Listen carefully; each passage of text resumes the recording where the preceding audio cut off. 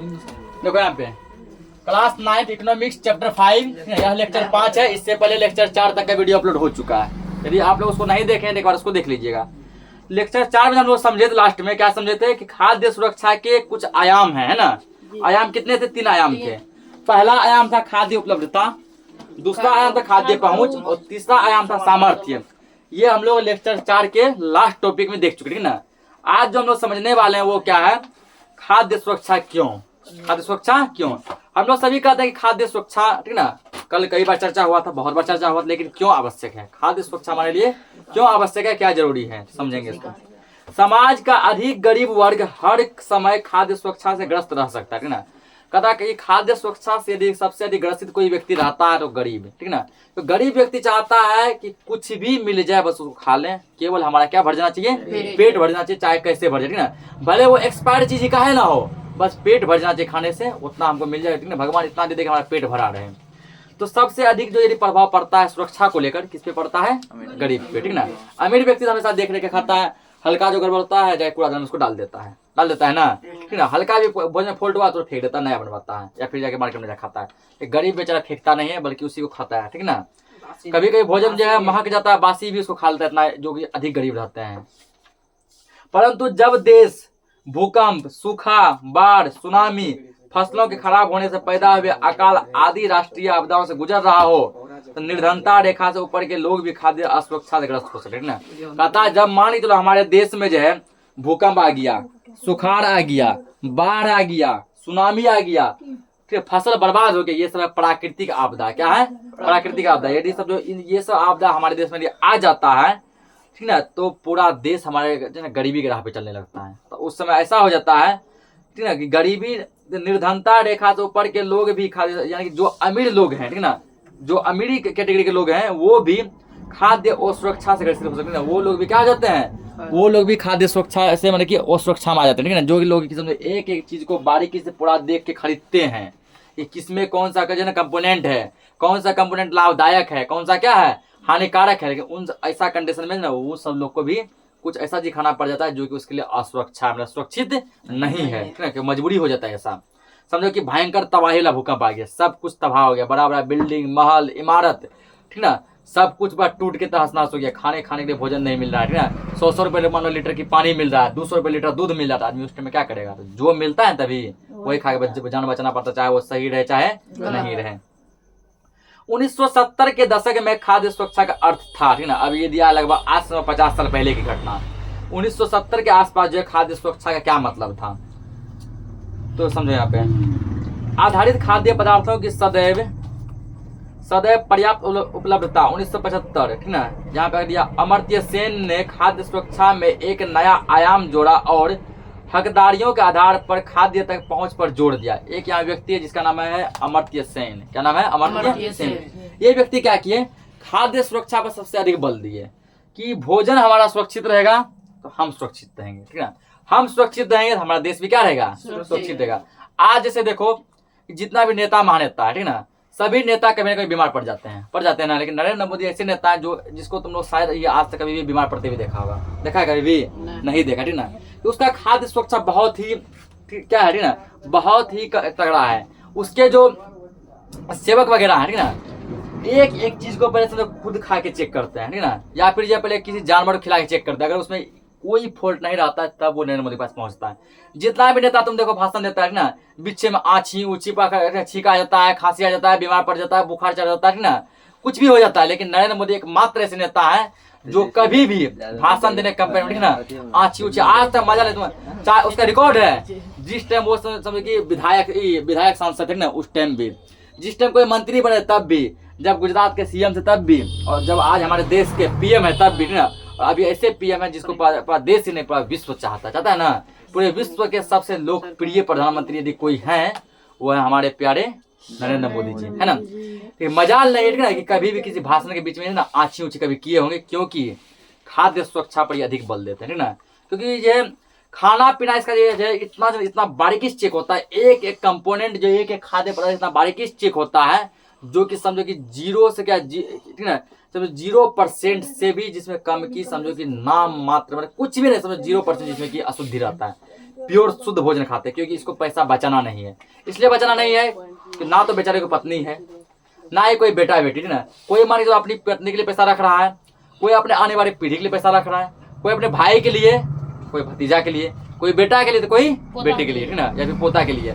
लेकिन जो है मतलब आने वाले जनरेशन के लिए, आने वाली पीढ़ी के लिए लोग पैसा बचा के रखता है। लेकिन नरेंद्र मोदी का ना कोई आगे है, ना पीछे, ना कोई लेफ्ट है, ना कोई राइट है, ठीक ना। इसको जो करना अपने जीवन में करना है, उसके बाद जय हिंद जय भारत हो जाना है, ठीक ना। इसलिए जो है ये अपने खाने पीने पे बहुत फोकस करते हैं, एक एक चीज ये शुद्ध अवस्था में खाते हैं ना, सबसे महंगा से महंगा चीज खाते हैं जिसमें 0% क्या हो, अशुद्धि हो, ठीक ना, जिसके कारण उसका तो फिटनेस तुम देख सकता है, ठीक ना। तो खाद्य सुरक्षा कितना इंपॉर्टेंट है, तुम लोग ना अपने देश के प्रधानमंत्री को देख के अनुमान लगा सकता है जो शुद्ध भोजन खाते हैं वो कितना फिट है, ठीक ना।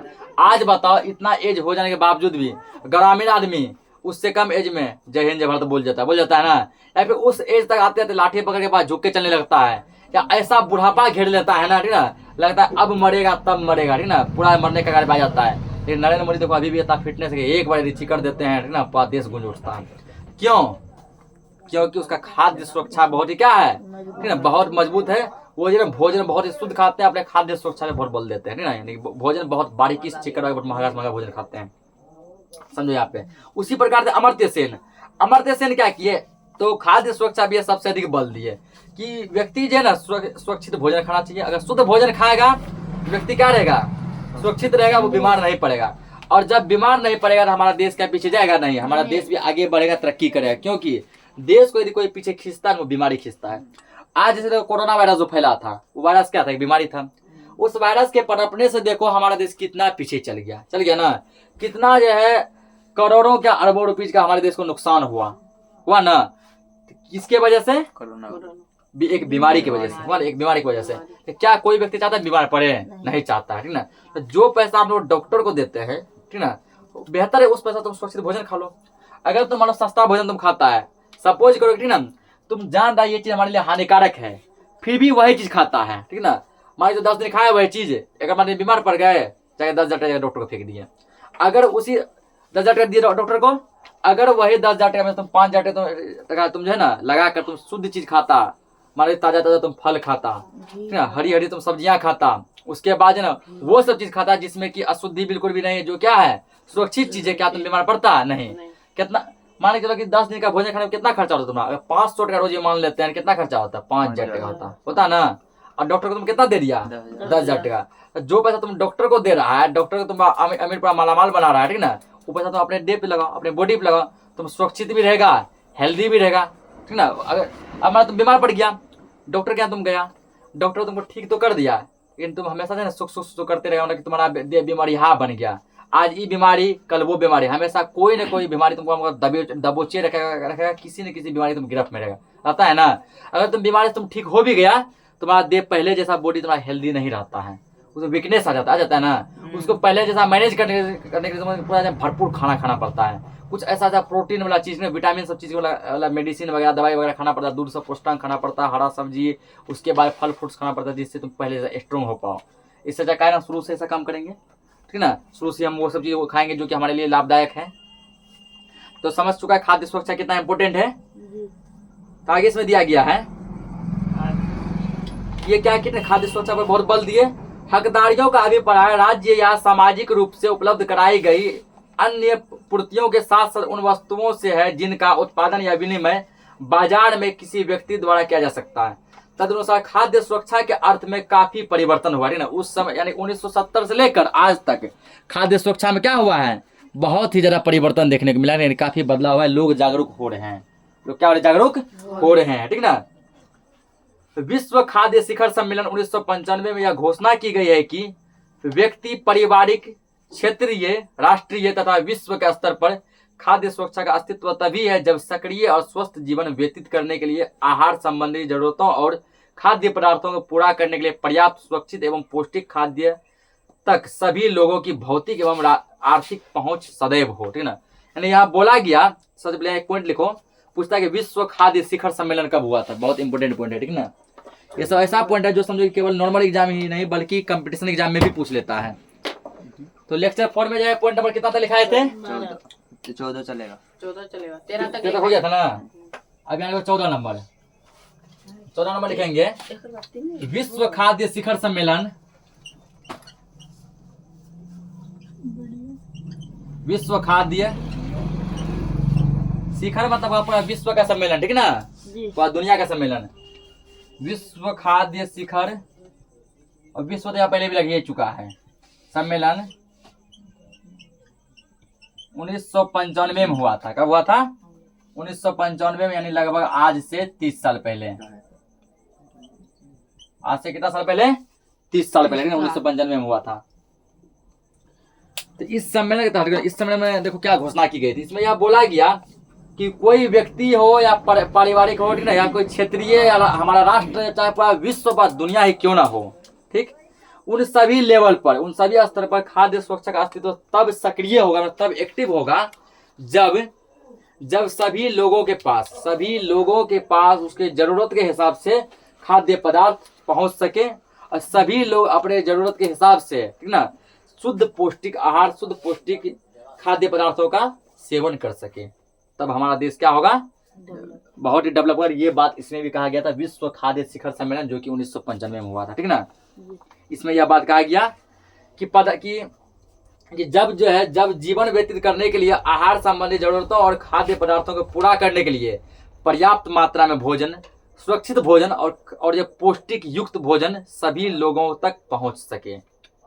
इसके अतिरिक्त घोषणा में यह भी स्वीकार किया गया कि खाद्य तक पहुंच बढ़ाने में निर्धनता का उन्मूलन किया जाना परम आवश्यक है, ठीक ना।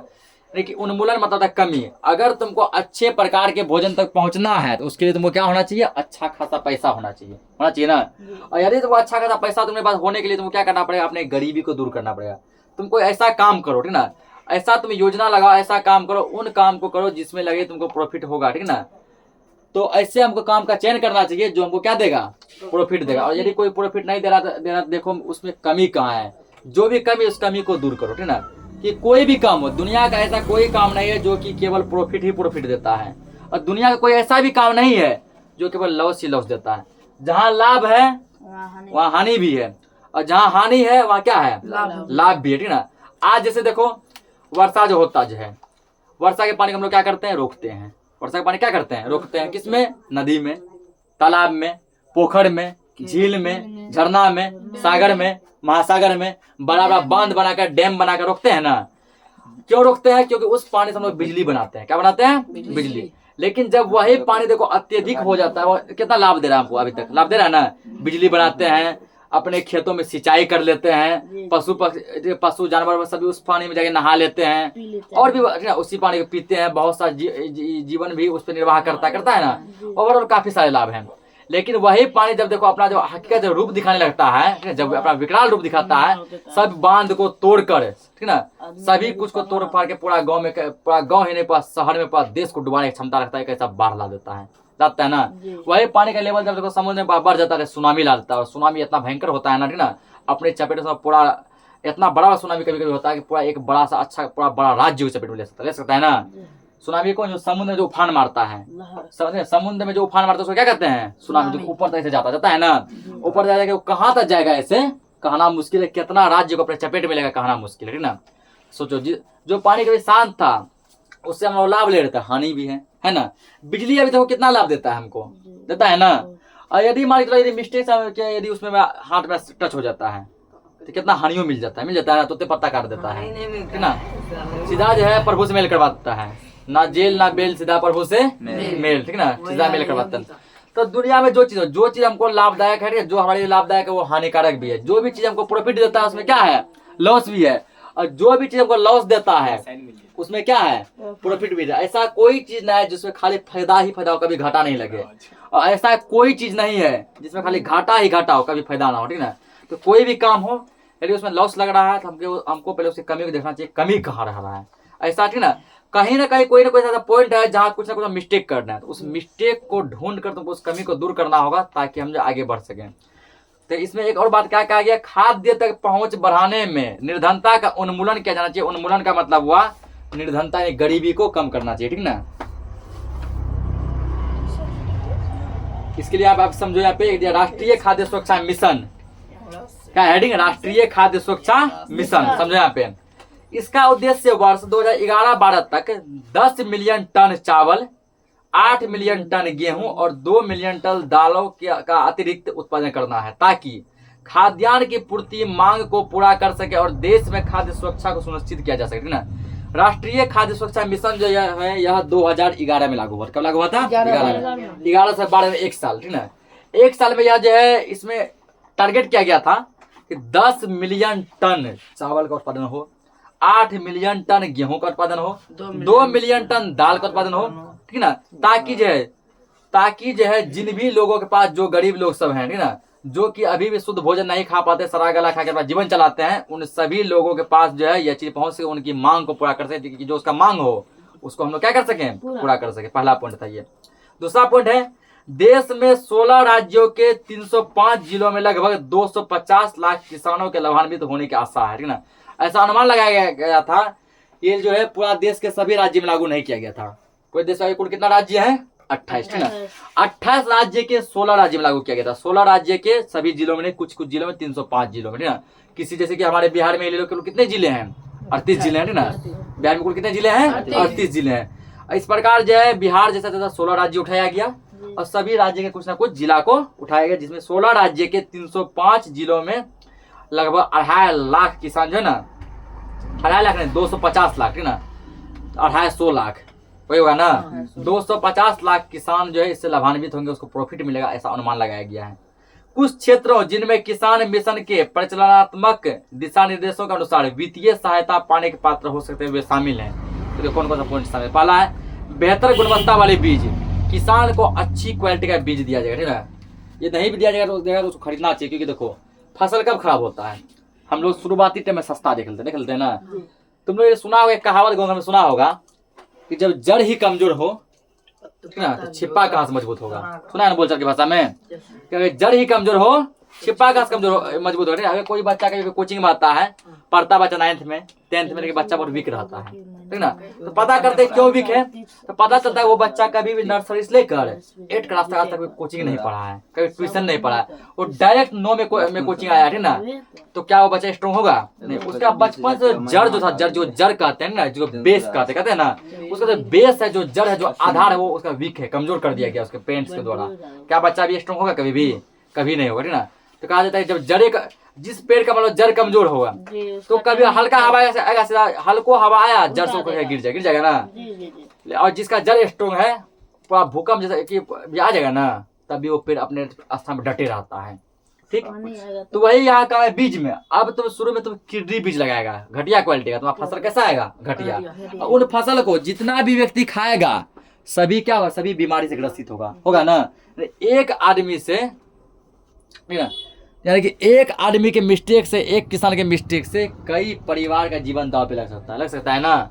सोचो, एक आदमी मान, एक किसान अपना थोड़ा कुछ पैसों दिए, अच्छा बीज मान लो मिला था 20 टका मान लेते हैं, उसी क्वालिटी खराब बीज दिया 12 रुपए में, 8 रुपए बचाया, ठीक ना, फसल लगा दिया और 8 रुपए बचेगा, 8 लाख आदमी का जीवन दांव पे लगा दिया ना।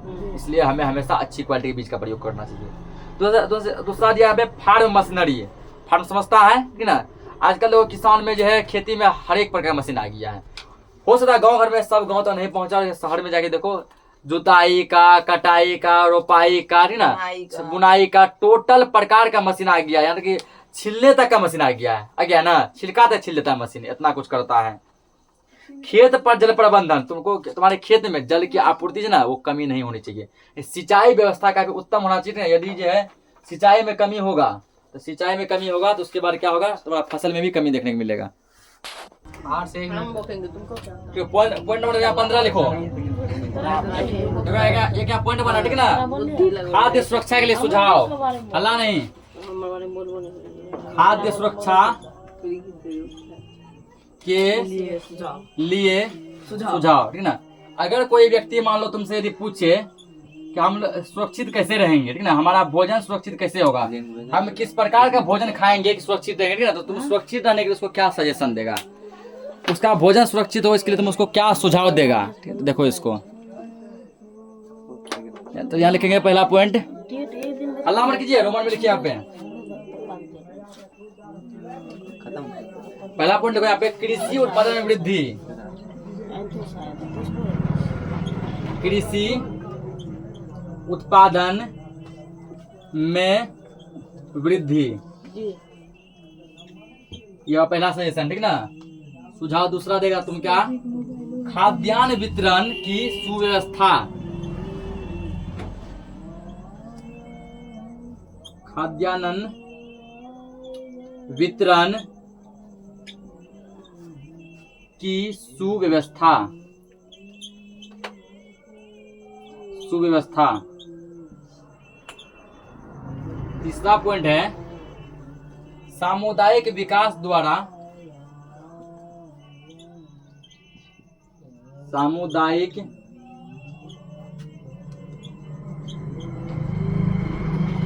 विकास द्वारा सहयोग तथा संगठन। चौथा पॉइंट लिखेगा खाद्यान्न प्रशासन में सुधार। खाद्यान्न प्रशासन में सुधार। पांचवा पॉइंट लिखेगा जनसंख्या नियोजन। जनसंख्या नियोजन।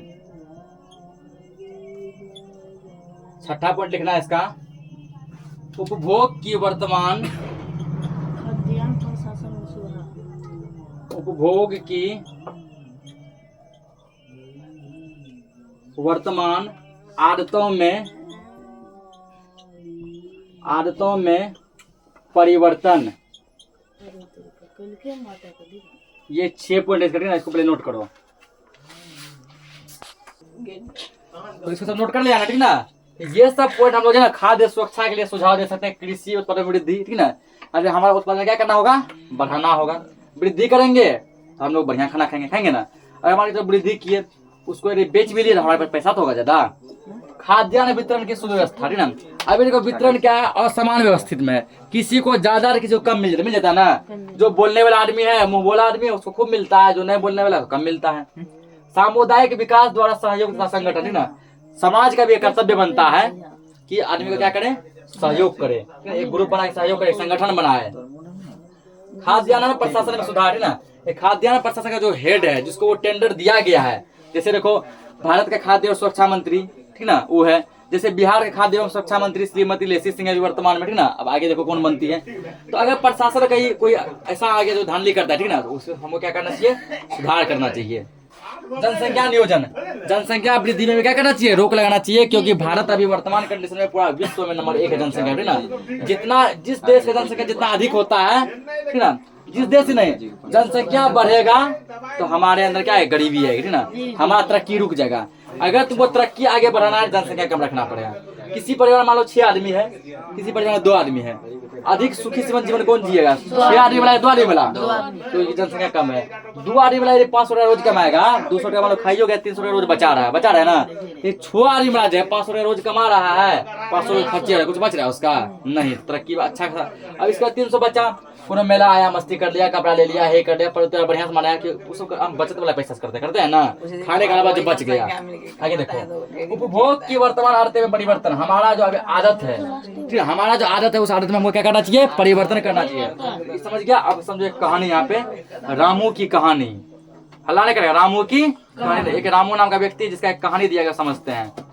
रामू माधोपुर गांव में कृषि क्षेत्र में एक अनियमित खेतीहर मजदूर के रूप में काम करता है। यानी इसका अपना खेत नहीं है, अपना क्या खेत नहीं है, ठीक ना। दूसरों के खेत में एक मजदूर के रूप में क्या करता है, काम करता है। कभी हल जोत दिया, कभी रोपाई कर दिया, कभी जुताई कर दिया, कभी फसल काट दिया, ठीक ना। ये सब काम किया करता है।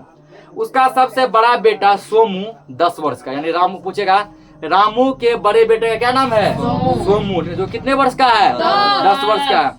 वह भी गांव के सरपंच सतपाल सिंह के पशुओं की देखभाल करने वाली पाली के रूप में काम करते हैं ना। गांव में जो सरपंच है, सरपंच का नाम है सतपाल सिंह। पूछ सकता है रामू के गांव के सरपंच का क्या नाम है, सतपाल, ठीक है ना, सतपाल सिंह। तो सतपाल सिंह को जो पशु जो जानवर है उसको देख रेख के लिए आदमी चाहिए। सरपंच में तो काम करेगा ना उसमें, ठीक ना। तो उसको कुट्टी देना, चारा देना, समय से पानी पिलाना, भोजन देना, ठीक ना। वो देखभाल के लिए जो है रामू का बेटा उसके यहाँ क्या करता है, जानवरों की पशुओं की देखभाल करता है, काम करता है। सोमू सरपंच के यहाँ पूरे वर्ष काम करता है और उसे इस काम के लिए 1000 रुपये मिलते हैं ना। पूरा साल काम करने में कितना मिलता है, 1000 टका में 1 साल काम, 1000 में 1 साल काम ना। रामू के 3 बेटे और 2 बेटियां हैं, लेकिन वे अभी बहुत कम उम्र के हैं और वे खेत में काम नहीं कर सकते ना। रामू के सब में कितने बेटे हैं, 3 बेटे और बेटी कितना है, 2। 3 बेटे 2 बेटी, जिसमें सबसे बड़ा बेटा कौन, सोमू, जो सरपंच साहब के यहाँ क्या करता है, काम करता है, ठीक है ना। रामू की पत्नी सुनहरी भी कुछ समय के लिए अंशकालीन पशुओं की सफाई करने और गोबर हटाने का काम करती थी ना।